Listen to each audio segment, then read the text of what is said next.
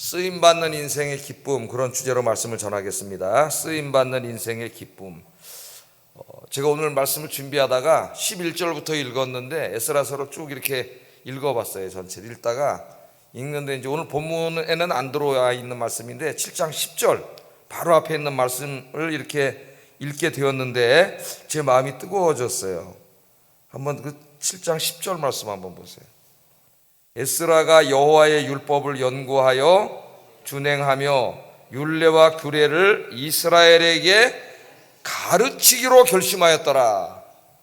이제 하나님, 이 에스라는 바로 이 일에 부름받은 사람이에요. 이 일에 쓰임받은 사람입니다. 어려서부터 제사장 가문에 태어나서, 물론 이제 저기 바벨론에게 포로로 끌려간 가문 중에 있다가 페르시아가 지배하는 그 속에서 어린 시절을 보내고 그렇게 살았지만은 어려서부터 하나님 말씀을 사랑하고 그래서 그냥 평생 하나님 말씀을 연구하며 살았던 사람이 에스라입니다. 에스라. 그래서 이제 페르시아 제국의 그 왕의 종교 담당 비서관이었어요. 그러니까 페르시아 제국이 대제국이잖아요. 대제국, 거기 수많은 민족들이 있을 거 아닙니까? 그 수많은 민족들 중에 이제 그 종교, 문화 이런 것들을 다 이제 왕을 보좌해서 연구하는 직들이 있는데, 그런 일을 맡았던 비서관 중에 한 사람이 이 에스라입니다. 에스라. 근데 에스라는 유대인이기 때문에 특별히 하나님의 율법의 말씀, 이 구약의 말씀을 연구하던 그런 사람이었어요. 그래서 에스라를 소개할 때 학자 겸 제사장이라고 이야기합니다. 제사장. 근데 말씀을 읽는데 제가 여기다 이렇게 이제 하이라이트를 해놨는데, 에스라가 여호와의 율법을 연구하여 준행하며 율례와 규례를 이스라엘에게 가르치기로 결심하였더라. 이스라엘에게 하나님의 말씀을 가르치기로 결심하였더라. 이 말씀을 가슴에 하나님 막 주시더라고요. 그래서 이제 제가 남은 목회 기간 동안에는 더 이 일에 힘써야 되겠다. 하나님의 말씀, 성경 66권을 더 연구해서 더 가르치는 일에 힘써야 되겠다. 그런 소망을 주시더라고요. 하나님께서 이 말씀을. 그래서 이 10절이 이렇게 뜨겁게 다가왔습니다. 오늘 이제 본문의 주인공인 이 에스라는 바로 이 일에 부름을 받은 사람이에요. 에스라서를 여러분 이제 읽어보시면은, 에스라서를 읽을 때는 성경을 잘 읽어야 됩니다. 1장부터 6장까지, 그 다음에 7장부터 10장까지 이렇게 나누어서 읽어야 돼요. 그래서 1장부터 6장까지는 저기 이제 제가 써놨죠. BC 538년부터 516년까지 제2성전 건축할 때 그때 이야기를 다루고 있어요. 그러니까 바벨론에게 끌려가서 이제 나라가 다 망하고 BC 539년에 바벨론이 또 페르시아한테 망하죠. 그래서 페르시아의 이제 고레스라고 하는 왕이 이스라엘 백성들을 예루살렘으로 돌아가서 성전을 질 수 있는 자유를 줍니다. 그래서 이제 그 스룹바벨 총독으로 세워서 이스라엘 백성들 한 5만 명이 예루살렘으로 돌아오게 돼요. 예루살렘에 돌아왔더니 그냥 사람도 하나도 안 살고, 그 옛날에 사람이 많았던 데는 다 그냥 짐승들이 왔다 갔다 하고 하나님의 성전은 다 불타서 없어지고 터밖에 안 남, 황량하고 황폐한 것이 됐는데, 이 5만 명이 들어와서 이제 예루살렘도 재건하면서 하나님의 성전을 짓는 이야기예요. 그 성전을 짓는 이야기가 에스라 1장부터 6장까지에 자세히 나와 있습니다. 자세히 나와 있어요. 그 다음에 이제 이렇게 7장으로 한 장을 그거 계속 켜놓으세요. 7장으로 이제 한 장을 넘기면은 저 성전을 이제 완성한 게 516년이거든요. BC 516년 완성을 했는데, 7장을 넘기면 갑자기 BC 458년 에스라가 살던 시대로 돌아갑니다. 그러니까 에스라는 458년 요때 사역을 한 사람인데, 지금 1장부터 6장까지는 자기보다 한 80년에서 60년 앞선 그 시대를 다루고 있어요. 1장에서 6장은. 그리고 6장에 이제 하나님의 성전을 다 짓고, 그러니까 에스라가 지금 에스라서를 쓰고 있는 때로부터 58년 전입니다. 58년 전. 성전을 다 짓고 그 은혜 가운데 온 백성들이 이제 신앙을 회복하고 하나님을 잘 섬기고 있는 모습을 6장에 소개하면서 6장이 끝나고 7장으로 오면 이제 58년을 확 건너뛰어 가지고 에스라 시대로 돌아오는 거예요. 에스라. 그렇게 읽어야 됩니다, 여러분. 에스라서는 6장에서 7장을 넘기면 몇 년이 지나간다고요? 58년이 지나가요. 그러니까 에스라 1장부터 6장까지는 에스라가 살던 시대가 아니에요. 539년은 자기로부터 80년 전 이야기고, 그때 돌아와서 이제 성전을 짓다가 14년 동안 중단했다가 막 이래서 결국 516년에 성전을 완성하거든요. 그때까지 이야기가 6장 이야기고, 넘기면은 이제 에스라 자신의 시대의 이야기를 합니다. 이게 연결이 되어 있습니다. 아주 은혜로운 이야기로 6장까지가 끝나고 이제 7장으로 넘어와 있어요. 자, 58년 전 이야기를 이제까지 다뤘습니다. 하나님의 성전을 다 짓고 백성들이 막 성전 수문에 와서 기도하고 막 예배가 회복되고 신앙이 회복되고 모든 성도들이 하나님 앞에 이 백성들이 돌아오고, 이런 은혜로운 이야기로 이제 끝났는데, 그게 58년 전 이야기예요. 성전을 새로 졌을 때. 그 새로 진 성전을 우리가 스룹바벨 성전이라고 하기도 하고, 또는 신약 이제 연구하는 저 같은 사람들에게는 제2성전이라 그래요. 솔로몬 성전이 제1성전이고, 예수님 시대까지 이제 있었던 이 성전이 제2성전입니다. 헤롯이 지은 성전은, 헤롯은 지은 게 아니라 리모델링을 한 거예요. 제2성전을. 근데 리모델링을 한다고 했는데 사실은 다 부수고 엄청나게 크게 진 거죠.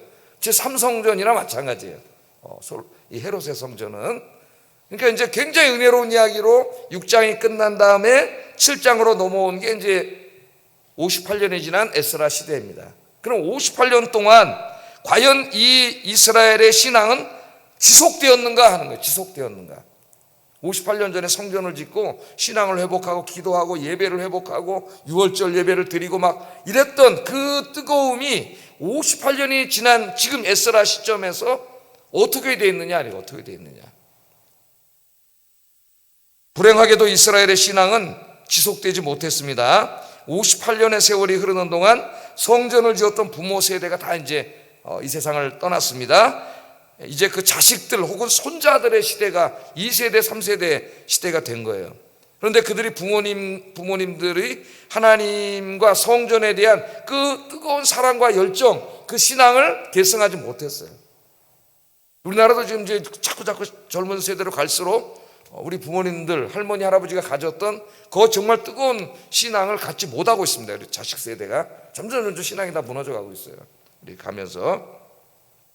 자, 이 사람들이 58년 동안 주변의 사마리아 사람들의 신앙과 또 그들의 종교 문화에 이렇게 동화돼 갖고, 또 이렇게 이제 결혼을 서로 그 이방 사람들과 서로 결혼을 하면서 어떻게 되겠어요? 믿지 않는 이제 이방 여인들 또 사위들 이렇게 데리고 오는 이 결혼 문제가 많이 나와 있어라에서는 이 통혼을 하면서 신앙적인 정체성도 잃어버렸고, 하나님의 백성으로서 언약 백성으로서의 정체성도 잃어버렸고, 또 하나님의 백성으로서 거룩한 문화의 정체성도 잃어버렸고, 그냥 사마리아 사람들과 이방 사람들과 다 섞여서 그냥 저 사람들이 하나님을 믿는 사람인지 안 믿는 사람인지 구분이 안 돼.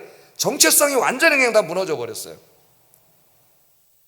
그게 지금 에스라가 살고 있는 시대예요. 에스라가 살고 있는 시대. 에스라는 지금 어디 있어요? 페르시아 땅에 살고 있죠. 비서관으로 있는데 하나님께서는 저 이스라엘을 그대로 두지 않으시고 하나님의 말씀으로 새롭게 신앙운동을 일으키기를 원하셨습니다. 그래서 하나님이 사용하신 사람이 바로 에스라예요. 에스라는 어려서부터 하나님 말씀을 사랑하고 그 말씀을 연구하고, 그래서 이 하나님의 말씀, 이 율법의 말씀의 최고의 권위자, 지금으로 말하면 박사죠. 최고의 학자입니다. 최고의 학자. 제사장 가문 에스라서를 읽어보면은 아론의 16대 손으로 나와요. 그러니까 제사장이에요. 제사장. 나라가 망하지 않았다면은 제사장이었을 거예요.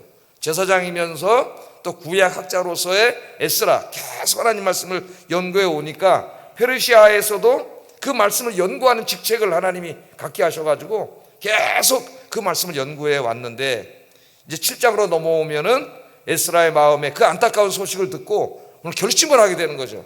어떤 결심을 하는 거예요? 나 혼자 여기서 성경 연구하고 편안하게 월급 받으면서 왕의 사랑과 총애를 받으면서 그렇게 살고 있잖아요. 지금 편안해요. 부족함이 없어요. 그런데 지금 자기 조국 이스라엘이 어떻게 됐습니까, 여러분?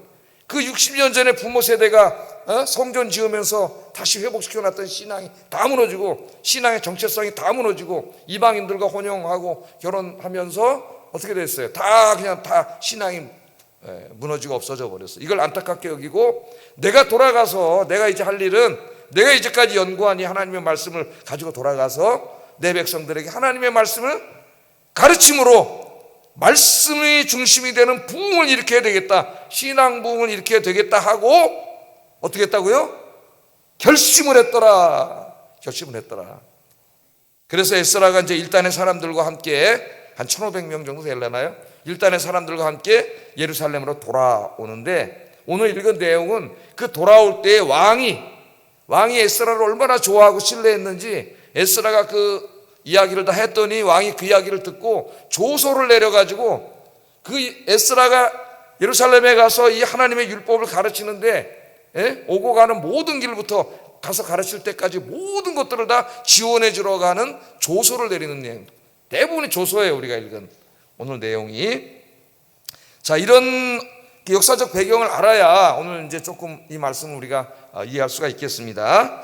그래서 하나님께 오늘 쓰임받는 삶의 기쁨이라 그랬는데, 이 에스라는 하나님께 쓰임받는 삶의 기쁨이 충만했던 사람이에요.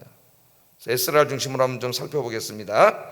자, 여러분들도 에스라처럼 이제 하나님께 쓰임받는 사람이 되셔서 주의 일하는 것이 여러분의 기쁨과 행복이 되기를 주의 이름으로 축복합니다. 여러분 제일 기쁘고 행복할 때가 하나님께 나와서 이렇게 예배드리고 찬송 부르고 기도하고 주의 일하고, 이것이 여러분의 인생에 가장 의미 있는 일이 되고 가치 있는 일이 되고 행복하고 기쁜 일이 되기를 주의 이름으로 축복합니다. 자, 그럼 에스라는 어떤 사람이었느냐? 좀 몇 가지만 생각해 보겠습니다. 에스라는 첫째로 하나님의 말씀으로 무장한 사람이었고, 하나님의 일을 하는데 열정적인 사람이었다. 열정적인 사람. 에스라가 주로 하려고 하는 일은 뭐예요? 지금 바사 제국의 관원으로 돌아오지만은 행정적인 일에 별로 관심이 없습니다. 에스라가 내가 조국으로 돌아가서 내가 이제까지 연구한 하나님의 말씀을 가르쳐야 되겠다, 말씀의 부흥을 일으켜야 되겠다, 이걸 결심을 하고 돌아온 사람이 에스라입니다. 그래서 에스라는 하나님의 말씀으로 무장한 사람이었고, 또 그 일을 하는데, 하나님 맡겨진 일을 하는데 열정적인 사람이었어요. 대부분 보면은 공부를 열심히 신학 공부를 하고 책을 많이 읽는 사람은 열정적인 사람을 보기가 힘들어요. 그런 게 있더라고요. 그런 사람도 있는데, 또 막 뜨겁게 열정적인 사람 잘 공부를 안 해. 신학교 다닐 때 이런 게 좀 이렇게 뭐 다 그렇다는 게 아니라 좀 이렇게 나타나고 있었는데, 이 에스라 이 두 가지를 다 갖춘 사람이에요. 자, 이 아리스토텔레스라고 하는 철학자가 그 지도자로 오늘 얘기했습니다. 지도자는 어떤 사람이 되어야 되느냐? 세 가지 자질이 있어야 된다. 지도자가 되려면, 여기 지도자라고 그랬지만 우리는 이제 하나님의 일을 하는 사람이다 이렇게 대입해도 되겠어요. 지도자는 세 가지 자질이 있어야 되는데, 첫째는 지도자는 로고스가 있어야 된다 그랬습니다. 로고스. 자, 로고스는 뭐냐? 논리적이고 체계적인 지식을 말합니다. 논리적이고 체계적인 지식을 말해요. 그러니까 지도자는 자신이 맡은 일에 대해서 논리적이고 체계적인 지식을 가지고 있어야 된다는 거예요. 하나님의 일을 하는 사람들, 우리 다 마찬가지입니다. 하나님 나에게 맡겨주신 일이 있어요. 이 일을 우리가 잘 감당하고 열매를 맺으려면 어떻게 해야 돼요? 내가 맡은 일에 대한 논리적이고 체계적인 지식이 있어야 돼요. 그래서 자꾸 연구하고 공부하고 그렇게 해야 됩니다. 주의 일을 더 잘 감당하기 위해서 12절에 보면은 모든 왕의 왕 아닥사스다는 하늘의 하나님의 율법의 완전한 학자 겸 제사장 에스라에게, 이렇게 나오잖아요. 하나님의 율법에 학자 그러지 않고 하나님의 율법의 완전한 학자 겸 제사장 에스라에게. 그러니까 지금 하나님의 말씀을 가리키러 에스라가 이제 가는데, 이 하나님의 말씀이 지식이죠. 이 사람에게 논리적인 체계적인 지식이에요. 여기에 완전한 학자다, 그렇게 소개를 하고 있습니다. 그래서 하나님 맡겨진 일들을 우리가 더 잘 감당하기 위해서 더 많이 공부하고 노력하고 그렇게 하시는 여러분 되길 주의 이름으로 축복합니다. 자, 두 번째, 지도자는 파토스가 있어야 된다 그랬어요. 파토스는 열정입니다. 영어로 말하면 패션이에요. 패션, 열정은 그 하나님 맡겨준 일, 자기가 맡은 일에 미치는 거죠. 열매를 맺으려면 미쳐야 돼요. 뜨거운 열정으로 자기가 맡은 일에 미치지 않으면 거기에 열매를 맺을 수가 없습니다. 그래서 지도자는 지식만 있으면 안 되고, 두 번째는 패션이 있어야 돼요. 파토스, 열정이 있어야 된다, 그렇게 말했습니다. 27절 28절에 보면은 이 에스라가 하나님 맡겨준 일을 감사하게 받으면서 하나님을 찬송해요. 우리 조상들의 하나님 여호와를 송축할지어다. 감당하면서 이제 돌아와서 8장부터 여러분이 집에 가서 읽어보시면 금식을 하고 기도하고 막 얼마나 열정적으로 이 사명을 감당하는지 몰라요. 그래서 주의 일을 할 때 중요한 게 내가 맡은 일을 잘할 수 있는 지식이 있어야 되고 그 지식만 있다고 되는 게 아니에요. 두 번째 뭐가 있어야 돼요? 이 일에 대한 뭐가 있어야 돼요? 열정이 있어야 돼요. 열정이. 눈이 그냥 이글이글 붙어. 눈이 개슴치레하고 항상 껌뻑껌뻑 졸리고 벌써 눈을 보면 알아요. 이 사람의 미래가 다 보여. 눈에. 눈에서 막 이글이글 불타올라야 돼. 그래서 CEO들이 눈을 본다 그러잖아요. 이렇게 사람 면접하고 막 물어볼 때 최고 CEO는 딱 눈을 보고 있답니다. 눈을. 뭘 보고 있는 거예요? 이 젊은이가 아무리 지식이 있으면 뭐해 와서 열정이 없어 아무것도 이룰 수 없는 거예요. 일을 회사에서 맡겨줬을 때 이걸 정말 열정적으로 할 수 있는 사람인지. 그래서 여러분 하나님이 일을 맡겨주셨잖아요. 찬양팀이 이제 찬양을 금요 찬양을 하는데 얼마나 열정적으로 찬양을 합니까? 이 일에 막 미쳐야 돼요. 그 오늘 또 저기다 방어벽까지 저렇게 방음벽까지 붙여놔가지고 저렇게 해야 된다 그래서 내가 마음에는 별로 안 드는데 오케이. 하여튼 열심히 하겠다는데 열심히 하겠다는데 뭐 해봐라. 뭔가 열심히 하려고 그러잖아. 열정 있고 연구를 하려고 그러고 좋다 이거야. 저는 패기, 열정, 패션. 여러분 맡겨진 일을 하기 싫어가지고 억지로 그냥 꼬다난 보리자리처럼 이러면은 시킨 사람도 힘들고 모두가 다 힘이 빠져버려요. 여러분 이제부터 하나님 맡겨주신 일에 눈에서 막 불이 번쩍번쩍 하시길 주의 이름으로 축복합니다. 또 이곳에 교회 여러 곳에 기관장 뭐 전도회 임원 다 여러분들 와 계신데 뭐가 있어야 돼요? 지식이 있어야 되고 두 번째 열정이 있어야 돼요. 지도자의 열정이 없으면 아무것도 이루어질 수가 없어요. 그 열정은 전염돼서 교사들에게 전염되고 임원들에게 전염되고 그래서 막 열정이 타오르는 거예요. 열정은 전염성이 있어요. 불과 같아. 불덩어리.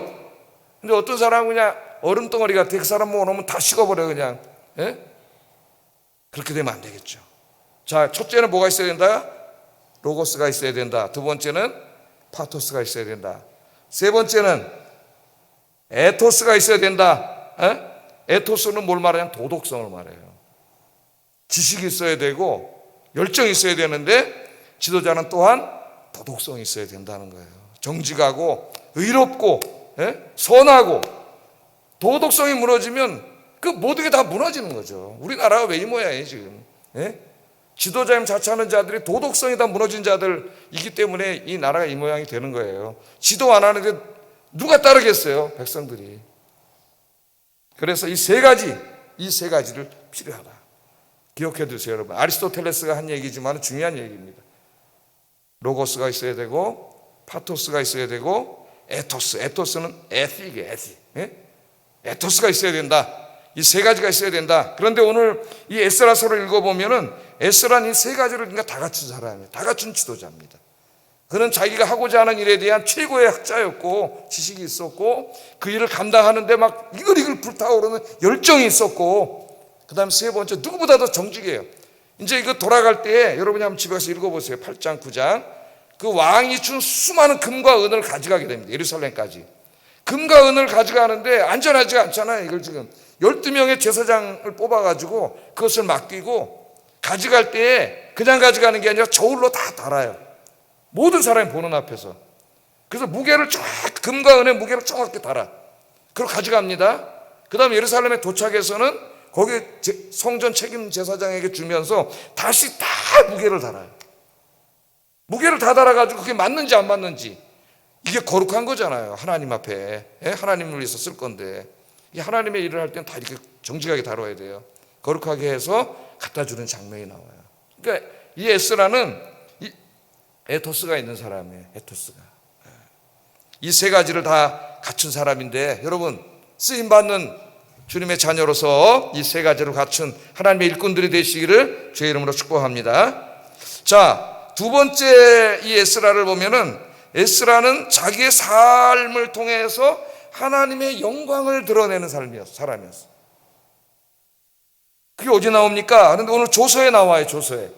아닥사스다 왕이 조서를 쓰는데 이 조서를 읽어보세요. 이방의 왕입니다, 여러분. 페르시아 제국의 왕이에요, 이 사람이. 그런데 조서에 지금 조서를 가만히 보면은 이 조서의 놀라운 사실을 우리가 알게 돼요. 어떤 단어가 많이 나와요. 이 왕의 조서에 무려 아닥사스다 왕, 페르시아 왕의 입을 통해서 17번이나 하나님이 나옵니다. 17번이나. 집에 가서 해보세요. 16번은 하나님으로 나오고 한 번은 여호와로 나와요. 17번. 이 짧은 조서 내용에 그 사람 입에서 계속 하나님이 나와요. 하나님 얘기가 나옵니다.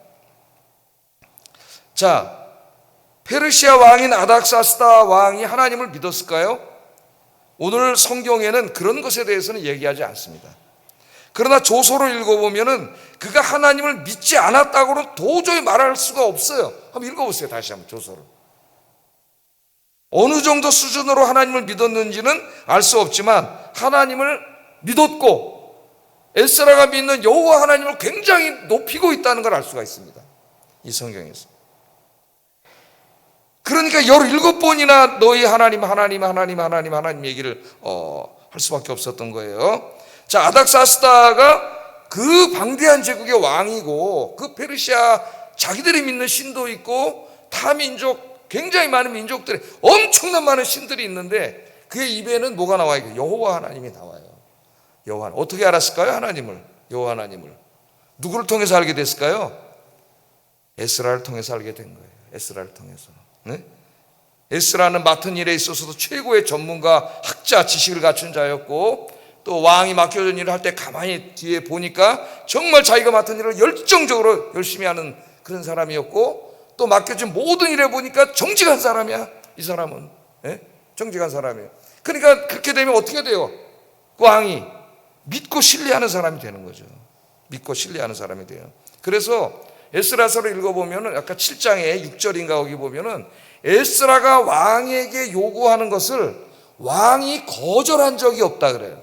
거절한 적이 없다. 예? 얼마나 신뢰를 했으면은 그 방대한 제국의 왕이 에스라는 자기 민족도 아니잖아요. 저 유대 민족, 타민족 사람인데 에스라가 부탁하는 것을 한 번도 거절한 적이 없다는 거예요. 그러니까 에스라가 믿는 하나님을 굉장히 높이는 거죠. 왜 그렇게 됐을까요? 에스라가 자기 맡은 일 지식도 없고 제대로 하지도 못하고 알지도 못하고 열정도 없고 뒤돌아보면 맨날 뺀질뺀질하고 있고 정직하지도 않고 거짓말하고 그럼 신뢰했을까요 여러분?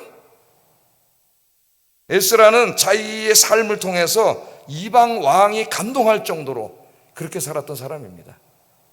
그래서 여러분들 우리 믿는 사람들은 우리 삶이 전도지가 돼야 된다 그랬잖아요. 삶이 전도지가 돼야 된다. 내 입으로 하나님을 말하지 않아도 내 삶 자체가 하나님의 영광을 드러내는 삶이 돼야 된다. 한 번, 두 번 만나는 사람에게는 그럴 수 없겠지만은 직장에 가서 매일 몇 년 동안 같이 만나는 사람들, 친구들, 가족들에게는 내가 교회 다니는 그 사람들은 다 알고 있고 나의 말 하나, 행동 하나가 그 사람들에게는 다 읽혀지고 내가 믿는 하나님에 대한 평가가 돼요. 평가가. 그래서 우리 예수님이 산상설교에서 이렇게 말했습니다. 마태복음 5장 14절 16절 읽어보겠습니다. 시작.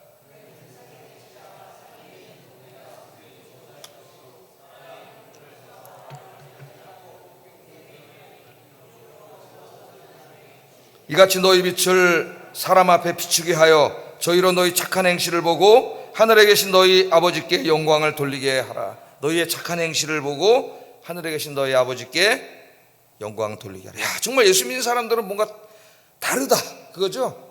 우리하고는 다르구나. 뭔가 저 사람들은 정말 믿을만하고 정직하고 진실하고 정말 저 사람들은 선하고 뭔가 이렇게 친절하고 사랑이 많고 양보하고 다른 사람을 배려할 줄 알고 그렇게 되니까 어떻게 돼요? 우리가 믿는 하나님이 그 사람들 입에서 지금 아닥사스다 왕처럼 영광을 받게 되는 거예요. 그래서 사도 바울도 고린도 교회 성도들에게 이렇게 권고합니다. 고린도후서 2장 15절에 우리는 구원받는 자들에게나 또는 망하는 자들에게나 하나님 앞에서 뭐라고요? 그리스도의 향기다. 그리스도의 향기. 향수 뿌리면 뭐가 납니까 여러분? 향수 냄새가 나죠. 향수 냄새가. 제가 주일날 예배 올라올 때 향수를 쫙, 제가 또 우리 성도님이 선물해 준 향수, 샤넬 향수를 쫙 뿌리고 냄새가 진동을 해요. 우리는 예수의 향기, 우리의 삶 자체가 그냥 여러분이 가면은 예수의 향기가 그냥 싹 퍼지는 그런 삶이 되기를 주의 이름으로 축복합니다.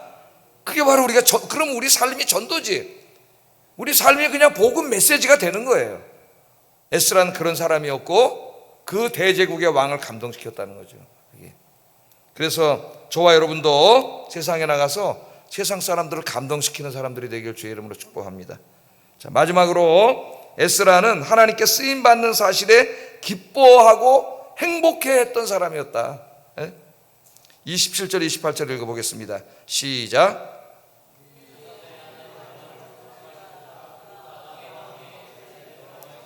아름답게 할 뜻을 두시고 또 나로 왕과 그의 보좌관들 앞에 왕의 권세 있는 모든 방백 앞에서 은혜를 얻게 하셨도다.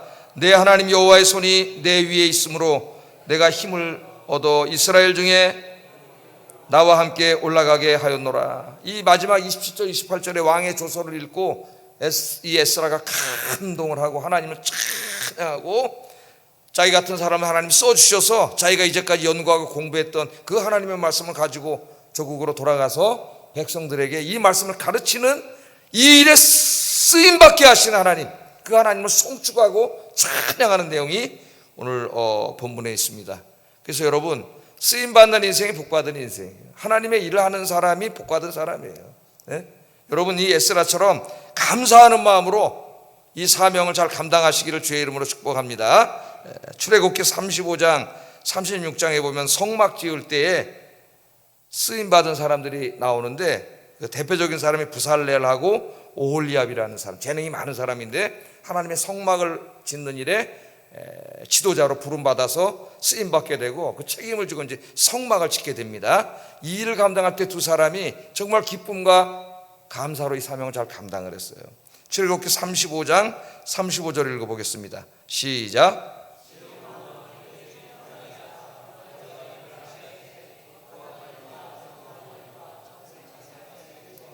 가는 배실로 수놓은 일과 짜는 일과 그 외 여러 가지 일을 하게 하시고 정교한 일을 고안하게 하셨느니라. 하나님이 주신 재능으로 엄청나게 재능이 많은 사람들인데 이걸로 어디다 썼어요? 하나님의 성막, 하나님의 성전을 짓는 일에 헌신을 한 거죠. 그러니까 가장 행복한 사람이에요. 자기가 가지고 있는 재능을 하나님의 영광을 위해서 드렸기 때문에 가장 기쁘고 행복했던 사람이 바로 이 부살렐과 오홀리압 같은 사람입니다. 누가 가장 행복한 사람이냐? 누가 복받은 사람이냐? 하나님이 나에게 주신 것들을 하나님을 위해서 쓰는 사람입니다. 쓰는 사람. 여러분이 그렇게 살고 있다면은 여러분이 가장 복받은 사람이고 행복한 사람이에요. 그래서 사도 바울이 이렇게 고백을 하지 않았습니까? 자신을 일꾼으로 써준 하나님에게 감사하고 감격했어요. 디모데전서 1장 12절 15절 한번 읽어봅니다. 시작. 나를 능하게 하신 그리스도 예수 우리 주께 내가 감사함은 나를 충성되이 여겨 내게 직분을 맡기심이니. 여러분 직분 왜 맡기셨어요? 하나님이 충성되이 여겨주셨어요. 하나님. 그래서 직분을 맡겨주신 거예요. 내가 전에는 뭐였습니까? 비방자요, 박해자요, 폭행자였으나 도리어 긍휼을 입은 것은 내가 믿지 아니할 때 알지 못하고 행하였습니다. 우리 주의 은혜가 그리스도 예수 안에 있는 믿음과 사랑과 함께 넘치도록 풍성하였도다. 믿보다 모든 사람이 받을 만한 이 말이요 그리스도 예수께서 죄인을 구원하시려고 세상에 임하셨다 하였도다. 죄인 중에 내가 괴순이라. 사도 바울은요 하나님 앞에 늘 죄책감이 있었습니다. 그러니까 심리학에서 말하는 부정적인 죄책감을 말하는 게 아니에요. 큰 빚진 마음을 가지고 있었던 거죠. 신학에서 말하는 죄책감 좀 다릅니다. 심리학에서 말하는 죄책감과 이 죄책감을 가지고 왜 가지고 있었어요? 교회를 박해하던 사람이에요. 자기가 예수 믿는 사람 잡아다 감옥에 가두고 때리고 그러던 사람이에요. 스데반을 죽일 때 사형시킬 때 거기 그 책임자로 앉아있던 사람이 사도 바울입니다. 그래서 이 주님의 은혜로 구원받은 다음에 늘 죄송한 마음이 있었습니다. 하나님 앞에 나 같은 죄인을 구원해 주신 하나님 너무 감사합니다. 그러니까 이 사람이 교만할 수가 없어요. 늘 죄인의 마음으로 살았고 그래서 죄인이라고도 못했어요. 하나님께 뭐라 그래요? 지금 죄인 중에 괴수라고 이야기합니다. 죄인이라고도 얘기를 못했습니다. 하나님 앞에 나는 죄인 중에 괴수입니다. 그런데 나 같은 놈 구원해 준 것만도 너무 감사한데 나를 충성스럽게 여겨주셔서 이 직분을 맡겨주셔서 너무나 감사합니다. 이렇게 살았던 사람이 사도 바울이 평생을 빚진 자로 살았어요. 그래서 주님이 맡겨준 일을 감당할 때에는 이걸 설렁설렁하지 않고 뺀질뺀질하지 않고 어떻게 했어요? 그 누구보다도, 어떤 사도보다도 내가 열심히 했다고 얘기합니다. 열심히 했다고. 고린도전서 15장 9절 10절 읽어보겠습니다. 시작.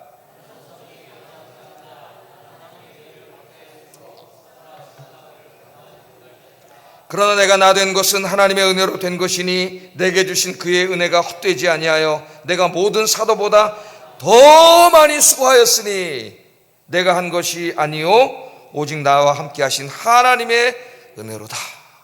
늘 죄송한 마음을 가지고 있었기 때문에, 그런데 구원해 줬어요. 하나님이 찾아오셨어요. 너무 감사한 거예요. 나 같은 죄인, 죽어 마땅한 죄인을 구원해 주신 것. 그런데 또 하나님이 사명을 주셨어요. 복음의 사명을 주셨어요. 그러니까 너무나 더 감사한 거예요. 나 같은 자에게, 자격 없는 자에게 이 거룩한 일, 위대한 일을 맡겨주셨으니까 어떻게 했겠어요? 베드로나 요한 다른 사도들보다 내가 더 많이 수고해야 되겠다. 더 많이 수고했다는 거예요. 이 기쁨과 감격으로 하나님 맡겨준 일을 바울처럼 에스라처럼 정말 열정적으로 감당하시는 저와 여러분 되기를 주의 이름으로 축복합니다. 기도하겠습니다. 말씀을 생각하면서 기도하겠습니다. 에스라는 세 가지를 다 갖춘 지도자였죠. 자기가 맡은 일에 대한 지식을 가지고 있었고, 열정을 가지고 있었고, 그 다음에 도덕성을 가지고 있었어요. 내가 주님을 믿는 사람으로, 하나님의 일을 하는 사람으로 에스라와 같은 그런 영적인 사람이 되게 해주세요. 기도하시고, 두 번째, 에스라처럼 나의 삶을 통해 내가 만나는 사람들에게 하나님의 영광을 드러내게 하소서. 나 때문에 내 주변의 사람들이 내가 행동하는 걸 보고 하나님께 영광을 돌리고 예수 믿게 해주세요. 내가 전도지가 되게 해주세요. 그리스도의 향기가 되게 해주세요. 이 두 번째 기도를 하시고, 세 번째, 에스라와 바울처럼 나 같은 죄인을 사용해 주시는 하나님의 은혜 감사하면서 기쁨으로 열정적으로 이 맡겨준 사명을 감당하게 하소서. 이 세 가지 기도를 하겠습니다. 기도하겠습니다.